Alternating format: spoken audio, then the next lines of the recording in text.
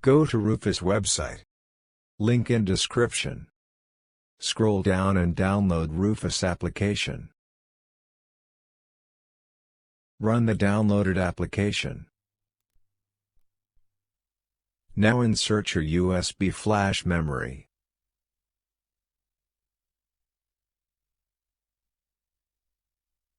Now select the Windows ISO file. Select MBR to be used for BIOS and UEFI. Now click Start button. Click OK to start formatting and preparing the flash memory.